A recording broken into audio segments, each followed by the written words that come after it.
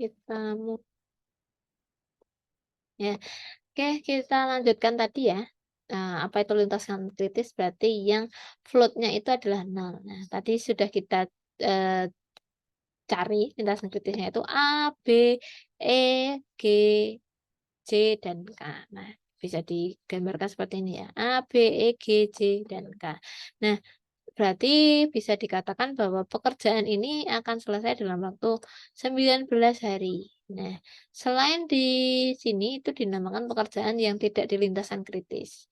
Nah, jika teman-teman ingin memperpendek durasi, maka yang teman-teman perpendek itu ada pekerjaan yang ada di lintasan kritis. Tadi memperpendek durasinya itu bisa dilakukan dengan 3 cara, yaitu shortening, crashing, dan fast track.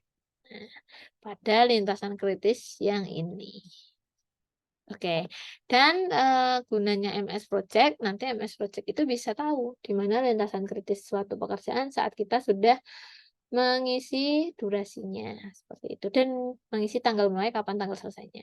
Oke, kemudian penjadwalan berikutnya yang mungkin biasa teman-teman di sini sudah tahu ya, disebut dengan Gantt. Kalau tadi bentuknya CPM itu berupa ada anak panah, kalau eh, scheduling berikutnya itu disebut dengan Gantt chart, yaitu menyajikan format yang standar untuk menampilkan informasi jadwal dengan mendaftar kegiatan proyek dan hubungannya dengan tanggal mulai dan selesai dalam sebuah kalender. Jadi ada pekerjaannya, kemudian ini breakdown aktivitasnya. Kemudian breakdown aktivitas level bawahnya di sini. Nah, dikasih hari di sini, misalkan 7 minggu atau 7 hari. Kemudian tanggal mulainya kapan. Nah, nanti di MS Project akan bisa membuat bar chart seperti ini. Oke. Kemudian yang berikutnya itu simbol Gantt chart di MS Project ya. Nanti ada black diamond itu milestone, kemudian tick black bar itu atau itu summary task, kemudian lighter horizontal bar itu disebut duration of task. Kemudian yang arrow itu dependency between task atau hubungan antar aktivitas itu disebut dengan task itu tadi. Oke, kemudian yang terakhir aspek biaya. Nanti kalau kita bisa sampai di sini nggak apa alhamdulillah, tapi kalau misalkan teman-teman nanti karena keterbatasan waktu juga dengan saya, mungkin nanti kita tidak sampai biaya di MS Project-nya, mungkin baru sampai penjadwalan, nggak apa-apa. Kemudian ini ada jenis-jenis biaya proyek. Yang pertama itu buat teman-teman tahu saja. Yang pertama ada biaya langsung, yang kedua ada biaya tidak langsung. Biaya langsung itu yang biasa kita tahu, ada biaya material, kemudian ada biaya tenaga kerja, kemudian biaya alat. Kemudian biaya tidak langsungnya ada biaya overhead, kemudian biaya tak terduga, dan yang ketiga ada profit. Biaya tak langsung sendiri yang tadi yang poin 2 ya. Biaya tidak langsung itu biaya yang tidak secara langsung berhubungan dengan konstruksi, tapi harus ada dan tidak dapat dilepas dari proyek tersebut ya. Contoh biaya langsung yang pertama ada biaya overhead. Overhead kantor misalkan, termasuk di dalamnya itu sewa kantor, fasilitasnya, honor pegawai kantor, izin-izin usaha, prakualifikasi, preferensi bank, kegiatan asosiasi, dan lain-lain. Ini kan tidak dimasukkan di RAB, rencana anggaran biaya. Nah, kemudian overhead di kantor ini. Kemudian ada di overhead di lapangan, misalkan biaya personil di lapangan, fasilitas gedung di lapangan, listriknya, pagar, komunikasi, dan lain sebagainya. Kemudian ada bank garansi, peralatan kecil, foto dan gambar, dan lain rapat dan lain sebagainya itu kan tidak ada di RAB. Jadi itu maksudnya di overhead proyek. Kemudian biaya tak terduga itu misalkan ada ada banjir atau ada apa longsor tanah longsor. Nah, itu disebut dengan biaya tak terduga. Itu termasuk dengan biaya tidak langsung. Yang ketiga ada keuntungan. Misalkan kita mengambil untung 10%, profit marginnya 10%. Nah, itu masuk ke biaya tak langsung. Kemudian biaya langsung, tadi itu biaya tidak langsung, kemudian biaya langsung itu yang disebut dengan RAB tadi ada 3 ya sebenarnya, ada konseptual, konseptual, semi terperinci, dan konseptual kasar, konseptual, dan terperinci. Kalau yang rough itu yang perkiraan kasar itu kita hanya mengira-ngira tanpa dasar ilmu. Kemudian kalau konseptual itu sudah bentuk rupiah per meter persegi misalkan, atau per meter persegi itu berapa harganya. Seperti kalau misalkan rumah itu harganya, kalau misalkan dia rumah tembok itu per meter perseginya itu 2 juta per meter persegi. Jadi misalkan kamu bangun tipe 36, 6 kali 6 itu berarti 36 kali 2 juta. Harganya berarti 72 juta, kisaran seperti itu misalkan. Nah, itu disebut konseptual, RAB konseptual. Tapi kalau misalkan RAB-nya sudah terperinci, itu kita pakai SNI, koefisiennya, atau pakai koefisien sendiri, kemudian dihitung volume pekerjaannya berdasarkan gambar, kemudian dikali harga yang ada di lapangan, nah disebut dengan harga RAB terperinci. Nah, rumusnya harga pekerjaan sama dengan volume pekerjaan dilihat dari gambar kerja atau DED, harga satuan unitnya itu bisa dilihat dari analisa SNI, dilihat dari spek dan daftar harga satuan bahan upah alat. Nah, ini dapat dari pengalaman, survei katalog, dan lain sebagainya. Nah, dapatlah nanti harga pekerjaan, satuan harga pekerjaan. Oke, ini contoh saja. Nah, nanti bisa dipelajari sendiri, saya skip. Kemudian ini tahap-tahap RAB terperincinya, itu bagaimana kita membuat harga RAB. Yang pertama itu ada yang namanya daftar harga satuan bahan. Kemudian ada upah. Misalkan pekerjaan bata ya, pasangan dinding bata. Nah, itu kan terdiri dari bahan dan upah. Ada pekerjanya itu masuk daftar upah, kemudian batu bata, semen dan lain sebagainya itu masuknya bahan. Kemudian kita gabungkan kedua unsur ini menjadi yang namanya analisa harga satuan pekerjaan pemasangan dinding. Nah, nanti masuk ke rincian RAB-nya. Dan nanti setelah RAB semua pekerjaan ditambahkan menjadi rekapitulasi RAB-nya. Oke, yang kita pakai itu cara SNI itu ada koefisiennya seperti BOW itu ada koefisiennya di situ sudah ditentukan, kita tinggal pakai. Nanti coba aja buka SNI anggaran biaya. Nanti muncul SNI 2008 kalau nggak salah. Nanti boleh teman-teman buka-buka di situ bagaimana membuat sebuah rancangan anggaran biaya. Kemudian kalau cara bina marga ada lagi, ini berdasarkan main day atau main hour. Jadi upahnya itu berdasarkan per hari itu berapa upah pekerjanya. Nah, ini ada gabungan keduanya. Oke, ini contoh ya, rekapitulasi biaya anggaran biaya, rencana anggaran biaya itu contohnya seperti ini rekapitulasinya. Jadi ada sebuah pekerjaan persiapan, bangunan utama, bangunan depan, bangunan belakang, pekerjaan khusus. Nah, kemudian ini di breakdown menjadi ini, harganya sekian. Nah, tapi di dalamnya ini ada banyak aktivitasnya, di breakdown lagi seperti itu. Nah, kemudian di sini ada profitnya 10%, kemudian ditambah profit dibulatkan menjadi total RAB yang diajukan. Oke, ini rincian RAB-nya ya, pekerjaan persiapan itu diturunkan aktivitasnya menjadi yang pertama ada witset dan boplank, kemudian papan nama proyek, direksi kit. Nah, direksi kit ini bisa diturunkan lagi aktivitasnya, kita breakdown lagi menjadi ruang MK, ruang owner, ruang konsultan, dan lain sebagainya sampai AC split wall ini. Nah, kemudian volumenya setelah kita, ini tahapnya tadi disebut WBS ya, Work Breakdown Structure, sampai benar-benar tidak bisa dibagi lagi aktivitasnya, kemudian kita hitung volumenya. Kemudian kita tetapkan satuannya. Nah, harga satuannya ini dihitung berdasarkan tadi ada SNI. Kemudian bisa pakai bina marga kalau itu jalan, kemudian bisa pakai SNI dari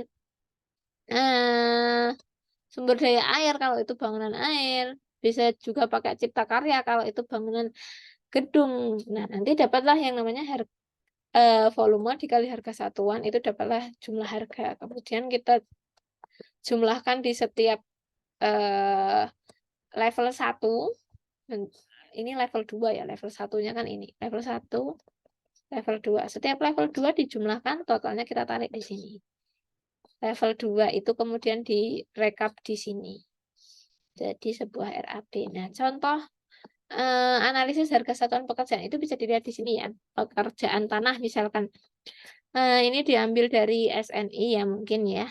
Jadi saat kita galian tanah biasa sedalam 1 meter itu materialnya materialnya tidak ada, karena itu pekerjaannya menggali. Jadi, adanya cuma pekerja. Kemudian ini ada yang namanya koefisien. Koefisien ini kalau teman-teman mau membuat tidak perlu, ini ada di SNI ya. Kalau membuat koefisien itu yang bisa kontraktor yang sudah berpengalaman, kemudian pelaksana, pengawas, dan lain sebagainya, owner itu bisa buat ini. Tapi kalau kita yang belum punya pengalaman itu akan susah, butuh pengamatan dulu. Kemudian ini pekerja mandor, karena galian tanah itu yang dibutuhkan adalah pekerja dan mandor. Ini koefisien. Koefisien ini didapat dari 1 per produktivitas. Produktivitas. Jadi dalam 1 jam itu pekerja dan mandor itu bisa menggali berapa. Nah, itu disebut produktivitas. Kemudian dibalik ke 1 per produktivitas menjadi sebuah koefisien. Nah, ternyata upah pekerja itu misalkan ini 21.000, kemudian ini masih kecil sekali ya, nanti bisa dicari-cari sebenarnya berapa upahnya per hari, per jamnya. Kemudian ini juga berapa, kemudian dikalikan antara koefisien dan rupiah di sini, dapatlah nilai yang di paling belakang ini. Kemudian kita tambahkan menjadi 9.000 contohnya, kemudian harga satuan jasa profitnya 8%, kemudian jadilah total ini sebagai pekerjaan tanah 1 meter kubik galian. Setiap galian tanah 1 meter kubik harganya adalah ini. Saat kita punya galian 3 meter kubik, ya berarti 3 dikalikan dengan harga di sini. Itu contoh penggunaan analisis harga satuan. Daftar harga satuannya, daftar harga satuan bahan dan upahnya di sini. Ini ada standarnya, tergantung wilayah masing ya. Di Sukoharjo ada, yang dikeluarkan oleh PUPR, yang di Solo ada, yang di Jakarta ada, yang di Wonogiri ada. Selalu mengeluarkan peraturan daerah, selalu mengeluarkan yang namanya daftar harga satuan upah dan bahan. Setiap tahun, setiap daerah berbeda. Oke, kemudian komponen biaya yang lain itu ada biaya rencana, biaya pengelolaan, biaya konstruksi fisik, dan biaya pengawasan ya. Kalau tadi RAB itu erat kaitannya dengan yang konstruksi fisik, kalau yang 3 ini ya sama sebenarnya ada biayanya. Ya hampir sama, nanti mereka akan menganalisis persatuan pekerjaan, kemudian dikalikan dengan volume yang dilakukan, sama saja. Oke, kemudian selain ada standar yang tadi, ini juga perlu diingat ya, bahwa bangunan itu misalkan kita mengerjakan di lantai 1, lantai 2, lantai 3, dan lantai 4, dan lantai 6 itu harganya berbeda. Karena di lantai 1 itu kan pakai standarnya 1 ya, karena mudah, tidak pakai scaffolding, tidak pakai eee, pengangkutan yang lebih. Nah, itu tidak pakai alat bantu. Nah, kalau misalkan bangunan itu ada di 2 lantai, berarti yang harga tadi kita kalikan dengan persatuan ini. Harga satuan per meter kubiknya, meter perseginya itu dikalikan dengan ini ya. Misalkan tadi luasannya itu 36, itu di lantai 2, maka harganya itu dia 36 dikalikan dengan standarnya itu di harga pekerjaan yang ada di lantai 2. Lantai 3 sama, nanti dikalikan dengan ini per meter kubiknya. Semakin tinggi sebuah lantai, harga suatu pekerjaan itu akan semakin tinggi karena lokasinya yang tinggi, maka produktivitasnya akan menurun, dibutuhkan bagisting yang lebih tinggi, scaffolding yang tinggi, kemudian angkutan material juga akan sedikit berkurang karena kan pakai naik, produktivitas tukang berkurang, seperti itu. Kemudian ini ada misalkan teman-teman ada yang tidak tahu ya, misalkan ada pekerjaan sarana prasarana di lingkungan, nah itu bisa diambil 4-10% dari nilai X adalah total biaya konstruksi fisik pekerjaan struktur. Nah, misalkan tidak bisa merinci interior atau furnitur, ternyata di Keputusan Menteri 332 tahun 2000 itu sudah ada di situ bahwa furnitur itu kisarannya adalah 30-40% dari X total biaya konstruksi fisik pekerjaan standar, seperti itu. Nah, ini nanti bisa dibaca selain ini ada apa saja. Kemudian AC itu ternyata nilainya tinggi sekali ya. Bisa kita lihat di sini bahwa AC di suatu kantor itu nilainya bisa 25 dengan 50% dari total biaya konstruksi fisik pekerjaan standar, seperti itu. Kemudian presentasi komponen-komponen pekerjaan itu ini ada beberapa pekerjaan, kemudian dipersenkan ya, kira-kira kalau pondasi itu nilainya adalah 5-10%, kemudian struktur itu 35%, lantai 5% sampai 10%, ini 7% sampai 10% untuk dinding. Nah, finishing itu tahap finishing itu proporsinya hanya 10-15%, gitu.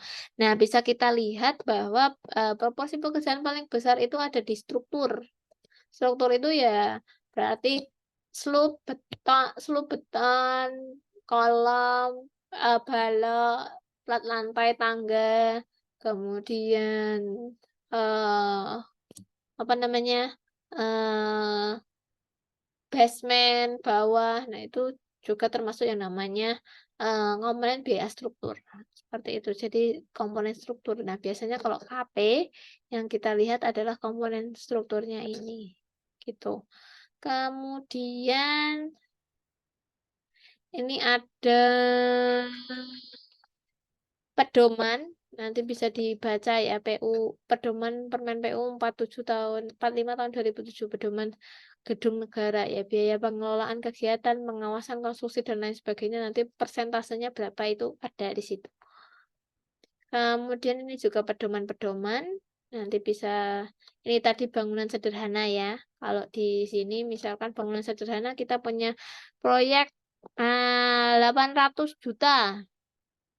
Sorry, 800.000.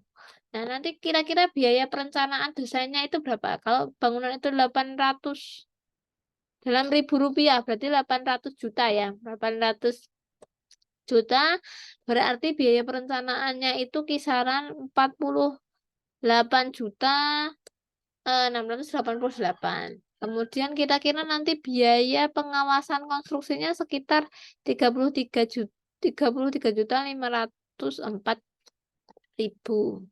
Kemudian kira-kira biaya pengelolaan bangunannya 63 juta. Kemudian kira-kira total biaya pembangunannya itu bisa dilihat di sini ya, sekitar 945 juta. Nah, ini bisa nanti teman-teman bisa menjadi pedoman. Kalau itu pembangunan gedung negara sederhana ya. Kalau ini yang tidak sederhana, perencanaan konstruksi itu dalam persen ya ini. Ini nilai total rupiahnya. Ini persentasenya. Jadi misalkan itu kamu punya proyek, kemudian biayanya itu tidak sederhana ya. Itu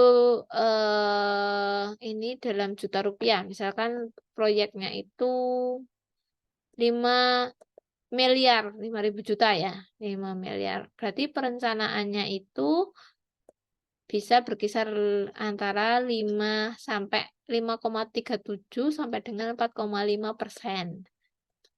Kemudian manajemennya ya tinggal di bawahnya, pengawasannya juga di bawahnya, pengelolaan kegiatannya ada di bawahnya. Nanti silahkan teman-teman semua baca di sini. Oke, sampai di situ mungkin ada yang mau ditanyakan? Jika belum ada yang ditanyakan, saya tutup. Apakah ada yang mau ditanyakan dulu? Belum ada ya? Oke, kalau belum ada, saya ucapkan terima kasih atas partisipasinya teman-teman di sini. Misalkan nanti ada pertanyaan, boleh di kolom komentar atau di grup WA ya. Nanti silahkan ditanyakan kepada saya. Gitu, terima kasih atas waktunya. Saya tutup. Wassalamualaikum warahmatullahi wabarakatuh. Waalaikumsalam warahmatullahi wabarakatuh. Waalaikumsalam warahmatullahi wabarakatuh. Terima kasih ya atas waktunya.